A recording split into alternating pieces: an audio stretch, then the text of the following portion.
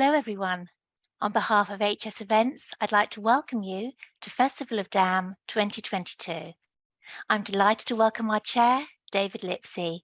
Thank you, David. Over to you. Jeanette, thanks so very much. And welcome to the 20th year of Henry Stewart Dam events on the art and practice of managing digital media, all from the user's perspective. So much of the wisdom and so many of the insights that our speakers and community share today and tomorrow are born of this generational community. And how appropriate that we indeed use the word welcome today to our more than 2,000 professionals with a special greeting as we open the doors for our third Festival of Dam. To all of you, good morning, good afternoon, and for some, good evening. We round the corner on 2022 with the joy of having shared these greetings in person to more than 1,000 colleagues at our live events in London and New York City. And that's not including several hundred more at creative and photo operation conferences in London, New York, and Los Angeles. Add in industry weeks, our Dam and Museum conference with 2,200 attendees this past February, and many, many, many hundreds more at our webinars, courses, road shows, and we've kept that damn census taker team busy. Let's add the consensus to this census is our growth, our affirmed central role in business and organizational work today, in careers which await all of us into the future. The speakers who come together today reflect so many pathways to our world in DAM. If we could train the cameras on one heck of an interesting Q&A session, we would find backgrounds as diverse as many professional photographers and librarians, a now highly regarded technologist who has a passion for creative arts that was realized first at DreamWorks and Disney Animation, and the very, very first DAM manager and then a producer at Electronic Arts in the Wayback Machine. Hint, that's Mr. Metadata Roadshow, if you want to make a guess. And so many other pathways to DAM. The persistence of curiosity and opportunity, which has led most of us here today to DAM, is well complemented now by more formal pathways to DAM.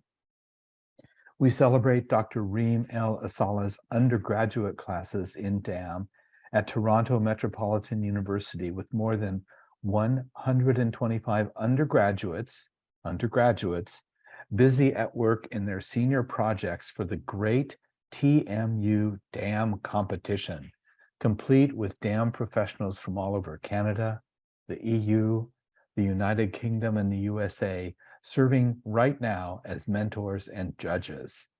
Just imagine.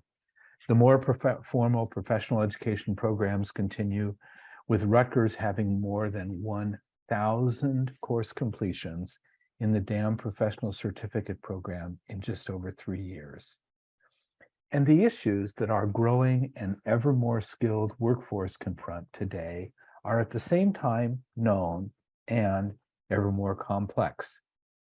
We make plans, we acquire software, we hire staff, we do DAM daily, and also know at the same time that the tectonic plates in digital are always moving around down there or somewhere. How many of us have felt digital fault lines that make the ones and zeros under our feet seem uncertain and in need of change? Disruptions to the digital supply chain. COVID invoking stresses on unprepared digital infrastructure in our galleries, libraries, archives, museums, universities, and corporations, where doors that used to close suddenly became digital doors open 24 hours a day and worldwide. 3D, NFT, the Whitney Houston hologram world tour, ever more interesting tools for AI and auto-generation of legitimate and useful metadata. There's always a bit, if we look at the map, of terra incognito on that map somewhere. Radar, sonar, LiDAR, how about some damdar? I was recently on vacation in the Grand Staircase Escalante National Monument, a mere 1.87 million acres of stunning scenery in Utah, and then in nearby Capitol Reef National Park. One of my guides was a geologist specializing in when something happens and the earth moves: avalanches, earthquakes, sinkholes, plate shifts, and more. He's the lead first responder all over Utah when this happens. As he was describing this in the context of his geological studies, he noted casually that he just works on the new stuff, like the last 2 million years or so. Well, this got me thinking, okay, we got 25 years on him. In the digimentary world, instead of the sedimentary world, we have Texazoic, Graphic-Eon, Imagezoic, and how about the Videolithic segment? And who knows what the next digital Oziac is? I don't. But I do know, we know about DAM, that what we learn from the gathered wisdom of our speakers, our chat rooms, and our many points of convening is that while many of us work as teams of one, we may work remotely and have still not met our co-workers and our managers in person, we are, as a community, a team of many. And together, we will map this terra in DAM cognito, and we will share, and we will get ready for that next spot on the map. DAM starts operationally, but needs to grow strategically.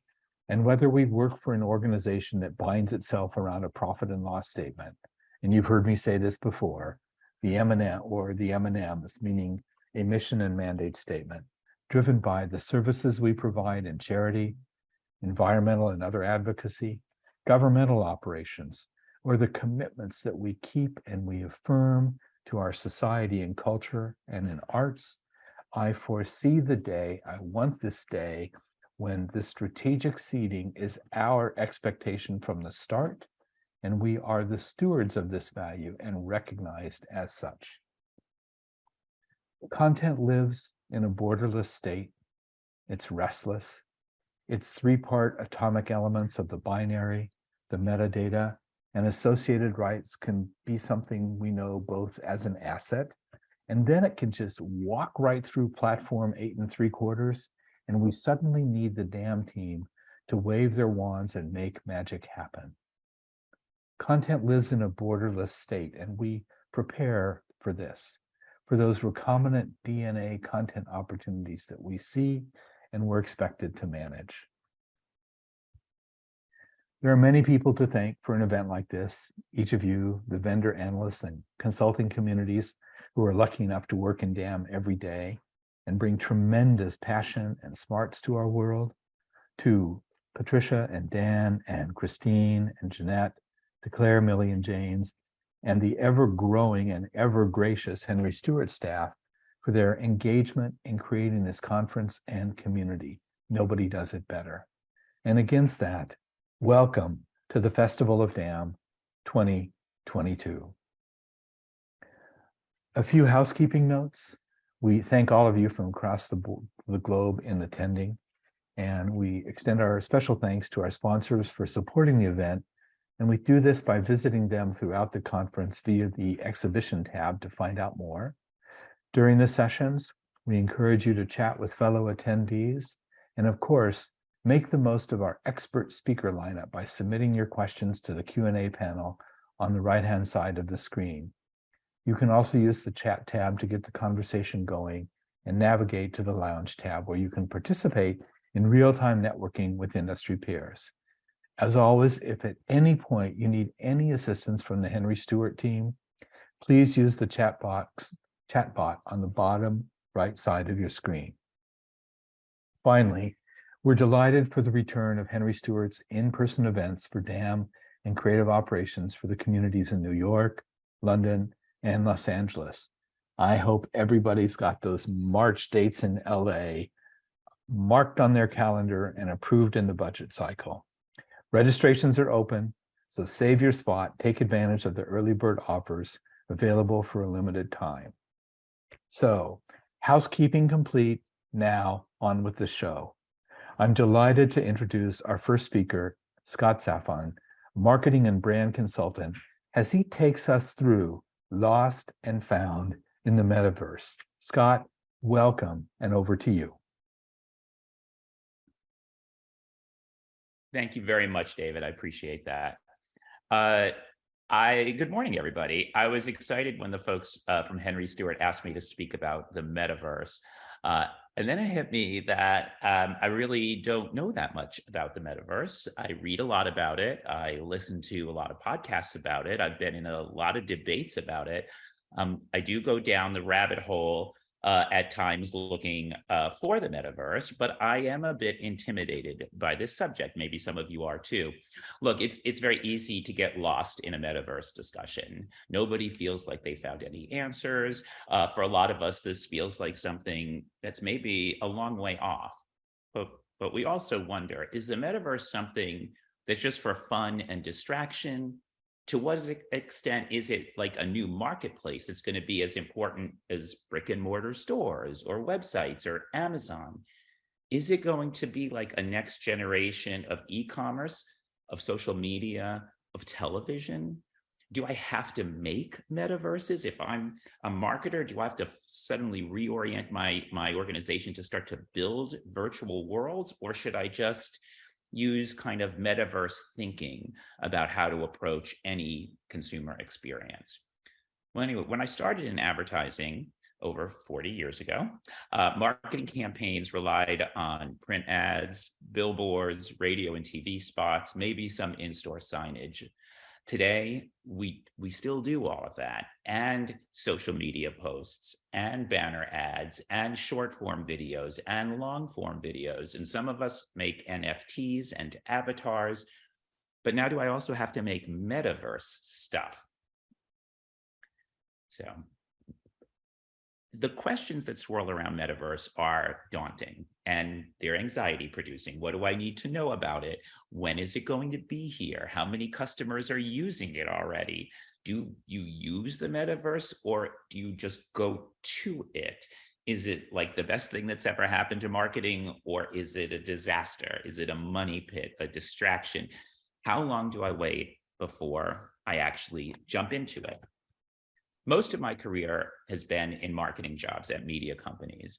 I was the chief marketing officer at CNN for a decade. I was the CMO at TNT, at the Weather Channel, at Motor Trend.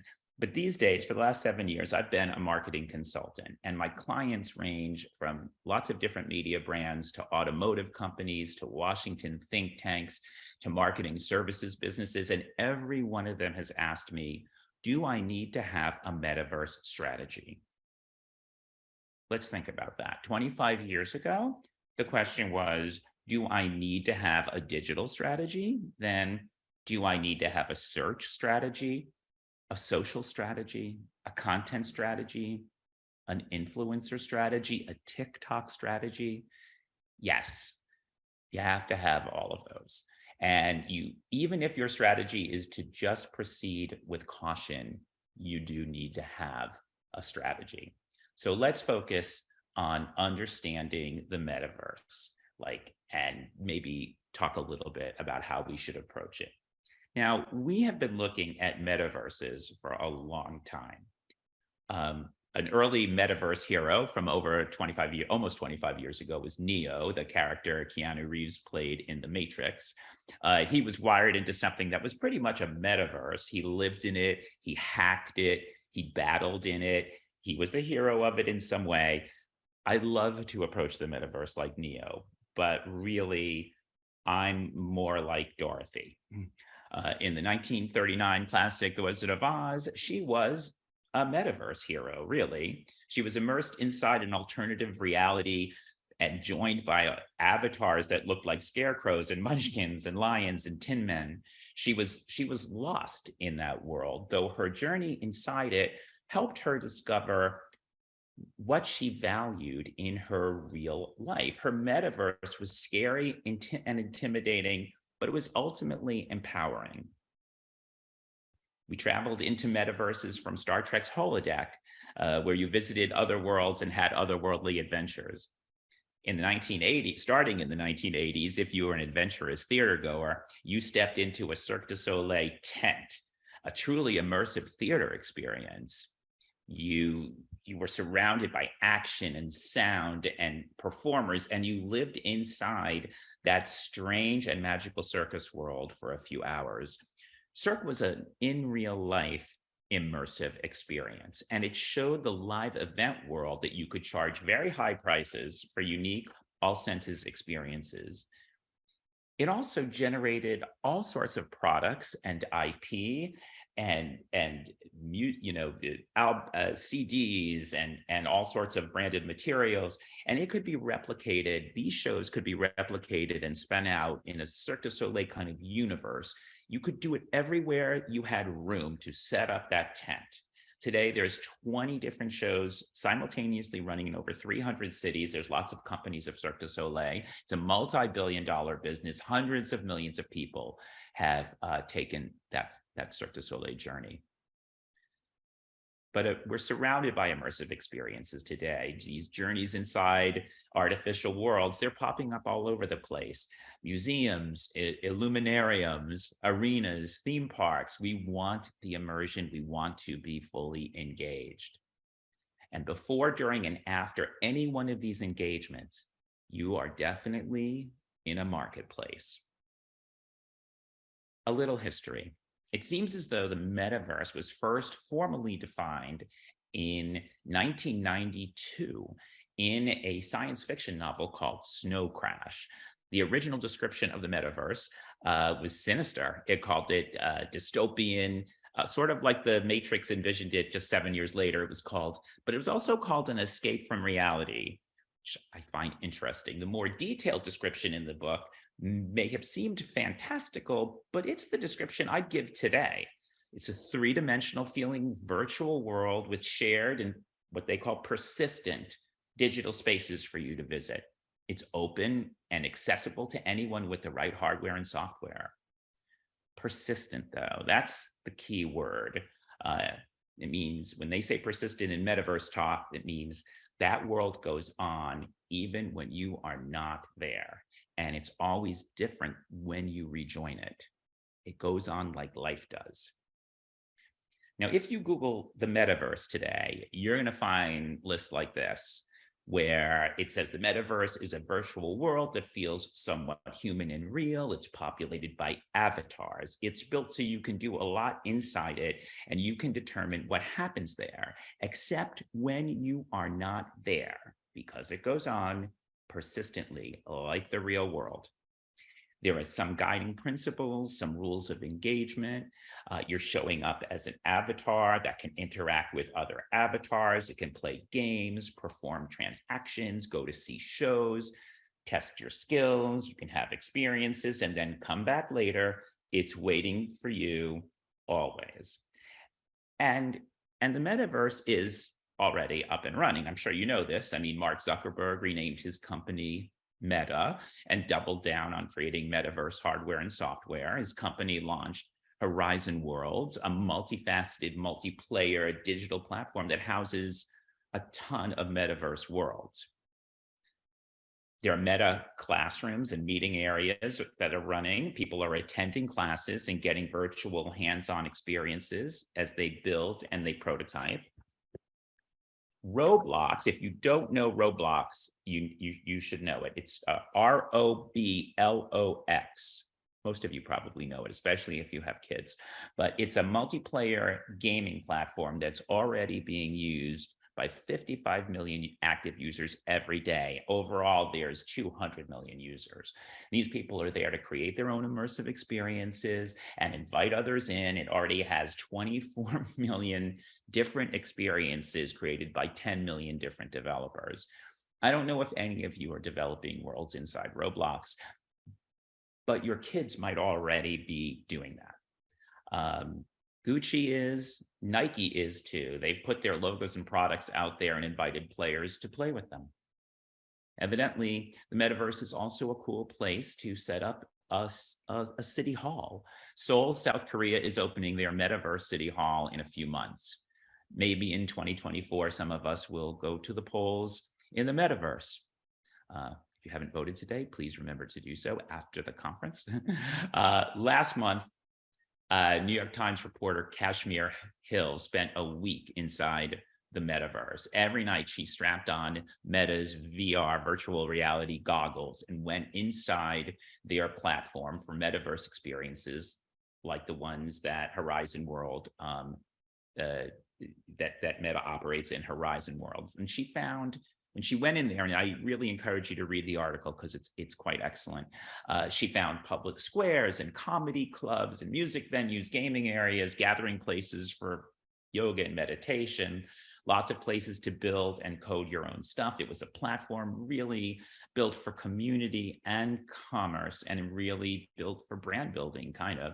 In this article, the reporter gives us a great account of how using the metaverse might work for a working parent, strapping on with the plastic, which is what they call the VR goggles. People will say all the time in the article, oh, did you go in the plastic yesterday? So in case you hear that phrase, it means the VR goggles.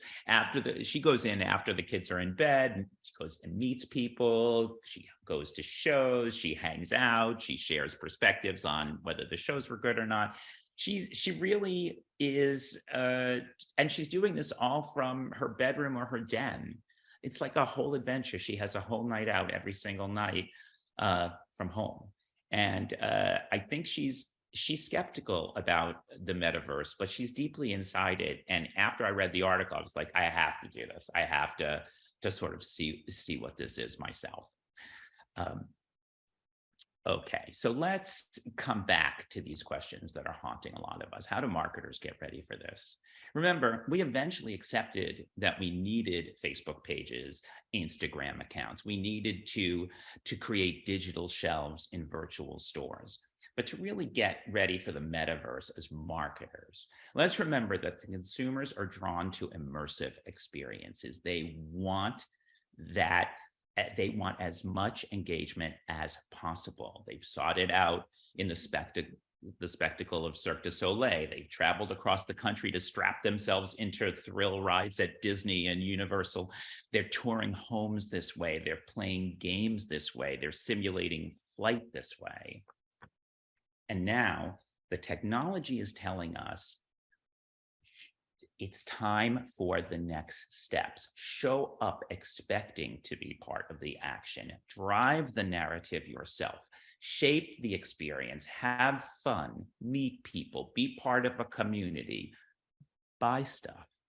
This is what consumers are hearing. This is what they're responding to. It's younger consumers right now, but like streaming services, like social media, it will eventually become everybody, or at least a little bit of what lots of people do. You don't have to, though, build your own metaverses. You just have to be ready to be part of the metaverses your customers are going to build themselves. Some of their life and leisure time will likely be spent in these virtual platforms eventually. So if your brand is going to be part of the metaverses, your digital assets, your product shots, your footage, your logos will have to be ready to show up in a world that is beyond your control. And remember, we were all scared about social media platforms for the same exact reason. But you'll need your digital shelves. If you have them, you don't have them, you need them. You'll need your digital shelves, not just to sell products in e-commerce. You'll need them to share those assets for people in these virtual worlds. Remember, these metaverse environments are persistent. They're always on, always active. They're gathering points that have no traditional borders. What David said before, there's no borders, there's no time constraints. There's zones of creativity and empowerment. They're places where transactions can and will take place. You can market there. Your customers will play there and learn there, meet there, travel there, hang out and loiter there. They will stick around if the experience is enjoyable and valuable, and if you give them the stuff to play with. So here you are at a festival of digital asset management, a festival of DAM. This is where you get ready for whatever the digital world throws at you. Today and tomorrow, you'll hear from people who have use dams to make their digital assets ready for action on all sorts of digital platforms and all sorts of interactive ways. They've created and are using dams that always let them know how the assets are being used, who is using them, when and where, and what customers are doing with them, and how are they responding to your assets.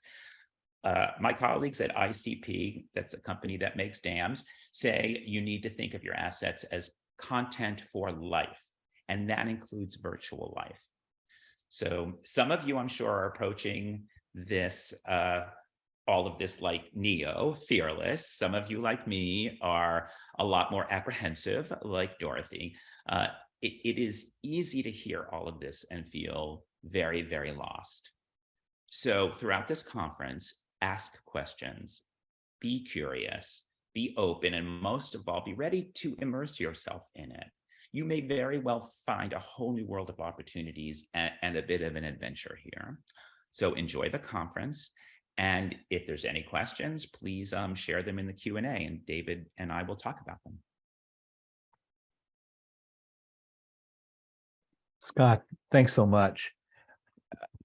We've had a couple of fun questions come in, and I got a couple of notes just on the side.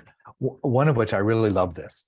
And excuse me, everybody, I have another monitor I'm kind of looking over at. Do I need to wear a VR headset to enter the metaverse all the time? You know, I think that we're in the early days of metaverse hardware, and I do think that obviously the way Facebook is developing Horizon Worlds, you do have to. Now, that doesn't mean that there's not going to be like less expensive, flimsier ways of doing them. There'll probably be a lot more expensive, more premium ways of doing them. I do suspect, though, that what I like to do is think about this as, because I can't, it's hard for me to wrap my head around the fact that everybody in the world's going to be wearing these goggles and putting them on, and it's not going to work for a lot of people.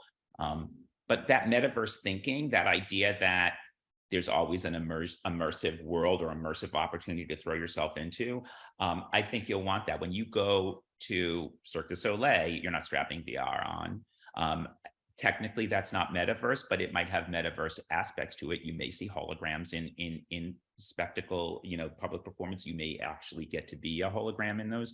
We don't really know yet. But I understand the nature of the question, because it's always been my first question. How do you scale the VR headsets? And they've sold 15 million of them already, so it's not ridiculous. Yeah, and I think there are, what would we call them? Kind of pie wedges or bits and pieces, like a hologram at Cirque du Soleil, the Whitney Houston hologram tour. Yeah. Where it's dimensional and sold out for several months in Las Vegas, closed over the summer. Yeah. And some of the sound and audio technology that's used in live performances that provides conical or spherical audio at each seat and creates a different dimension. And that's metaverse. True. I don't know. A lot of people talk about the metaverse, make the distinction that it's the key difference between that and just, other types of experiences is that you are a protagonist in it, that you are actively a person inside it. So, I'm curious to see what happens when when the cameras in your phones and on your laptops get to sort of take in more of you and maybe put you into it, and maybe it won't require the goggles then. Maybe it just requires different types of cameras inside your own hardware. See. Could you comment on how you've heard some of the impressive things that you've heard or hopeful things that you've heard from brand leaders, and you work with a remarkable suite of brand leader clients about a couple of examples, you mentioned a couple already, but any more nuggets that you've heard, like, I'm glad somebody mentioned that in this meeting? Well, I think that people are just scratching the surface in terms of, this actually speaks to digital asset management. I'm always intrigued by how much information you can find out from your assets. So when it's not just, oh yeah, it's available for my assets are available for e-commerce. Oh, somebody used my assets in like in a Roblox kind of world or in a Sim City kind of world. That's fine, and that's sort of fun. But actually, what's interesting to me is the data around it. Is that oh wait, so you get much more information about how people are actively, calling it up, pushing it around, moving it, attaching it to some other things. I mean, you can really track a lot of what's happening with those assets. And so I'm a marketing guy, so I'm always like, who are the people? What do we know about them? What time of day did they do it? What time? So I'm just, as people start to experiment in this, and this is one of the reasons why I referenced that New York Times article, definitely read it, because her habits, I mean, she's a mom, she's a working mom, and she was doing this as an assignment, but it was so interesting to hear, like, prime time in the current metaverse is like after midnight. I mean, because people are just, and it's an agreed upon sort of, time, even though people are showing up all over the world. It's not after midnight everywhere, but you'll meet people from all over the world. So I'm sort of fascinated, but I'm also, I will say this, quite honestly, is when you see how you show up as an avatar in Horizon worlds, it's very weird. I mean, like, you don't have a lower body, you just have like an upper torso and a head. You sort of float in and float out and everything. It's strange, but that's only going to be strange for a little while. It's gonna change within a year, I'm sure. Scott, we had an interesting question come in and that we'll wrap up with. We're keenly conscious and aware of diversity, equity, inclusion, and accessibility. And I'm wondering, in any of the leadership conversations where the future is being plotted, where platforms are being looked at, where engagements are being thought through, if conversations about digital divides and engagement divides have come up as a part of this, part of the, we'll say, the metaverse conversation, if you'll forgive the phrase. No, absolutely. I mean, comes up all the time, especially related to education, because honestly, one of the cutting edge of this is in education, is in training in med schools, but it's training future engineers and electricians. It's in at every level of education, from elementary school right up through retraining workers well into their career. Metaverse is going to be extremely important. So that is funded theoretically. Like, who funds that? You're not relying necessarily on the student to bear the burden of that. Either the schools, the government, private enterprise, everybody has to do this, because the one area, it's like when you have a conversation about access and opportunity and inclusion, it is in our best interest to maximize all of those things. The world doesn't move forward. Never mind, it's also the right thing to do, but the world doesn't move, the economy doesn't move forward, humanity doesn't move forward if everybody doesn't have access to these things and get a chance to, we get a chance, the world gets to harness their full creative, potential. And so I think there's a strong, probably the leaders in this will be through the education portals, but I think that everybody kind of recognizes that if the metaverse is not open and accessible to everyone from all, it's not going to be a place you want to go. It's not going to reach its full potential. Yeah, thanks for that. A more technical question came in. So right now, and I made a little rhetorical, alliterative statement to this, the emergence of 3D, NFT, the dimensional holograms, and so on and so forth. So have you been, the question that came in asks, okay, we're trying to get DAM working with 3D, and this is a fascinating, so interesting in what it can mean. Have you seen any circumstances where the asset streams that generate what we experience in the metaverse, in the VR devices or whatever, have been managed in a DAM system? I have not had enough direct knowledge of that yet. I do know that with clients that I deal with that have dams, it's the next level of conversation going on. It is, and it's not so much about I need it for the metaverse. It's like I need it for what people are starting to do with it. And obviously one of the big questions that comes up related to dams, and I'm not a dam expert, I'm coming from the CMO kind of thing, but one of the things that always intrigued me about what a dam could do for you is that it lets you know, it both lets you know how far you can go with the assets you have, but then it tells you what you can't do with the debt, you know, whether it's rights issues or legal issues or cultural issues where you can't go. But it should inspire you and your teams to be creative about that and figure out, okay, so what can the dam help me do, you know, further work with my stuff to make it go out? It's like I always think it's too bad if people think that the dam is basically a high level like database and archive. It's so much more than that. I mean, it literally should be inspiring you to figure out what new ways to put assets together are and where else your assets could go. I think of it in a more fun kind of way. Like it should be something that spurs us on to new markets and new platforms. Well, given that this is election day, I think we have unanimous consent from 2,000 some odd people to vote yes for that. The dam does offer us the chance to approach things with vibrancy and difference and with authenticity and with rights and in many of the ways that you just said. And against that frame, in the meetings that you're in, the clients that you have, are you noticing any changes in the reporting lines of DAM? This is always an interesting question from CMO, because DAM always lays down taproot someplace, and it's generally marketing and advertising or CMO office. And then oftentimes there's an evolution of where DAM reports. And I think the community benefits from the kinds of insights in the C-suite conversations you're in. You know, I have been in, unfortunately, I don't have one answer for this because it really so much depends on the culture of the company. If they view anything that's technology as something that has to go through the CTO, then that person's going to lead it. With any luck, and this is for those of you who are, you know, promoting the use of DAMs, it is on you really to get as much of the C-suite or the next level down across disciplines in the conversation. Like if it's purely a CTO, it's purely the chief technology officer's thing or the CIO's thing, then they're going to look at it like, how well does it perform as technology? How does it perform in, you know, in providing data?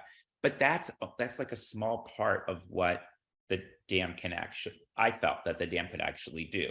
I was a latecomer to even understanding what a DAM was because I was a CMO. So no one brought it to me. They were just like, oh yeah, we're updating our tech stack, or we need a better place to put all this stuff.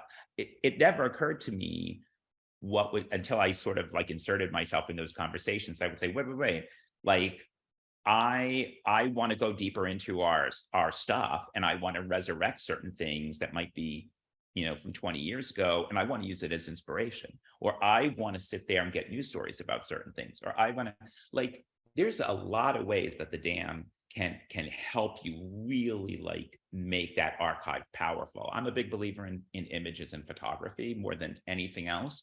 And I think the photography that's in your brand's past, even if it's stuff that even if you're not a photo driven or image driven marketing operation, the photography of your company, that's where the humanity is, that's where the brand promises are, that's where your customer relationship is captured. It's in that, even if it's like, this is what your packaging was. The first brand I ever worked on in advertising was Pepto-Bismol. And people would go into focus groups and they would see the Pepto-Bismol, you know, typeface, and they go, yeah, I grew up with that.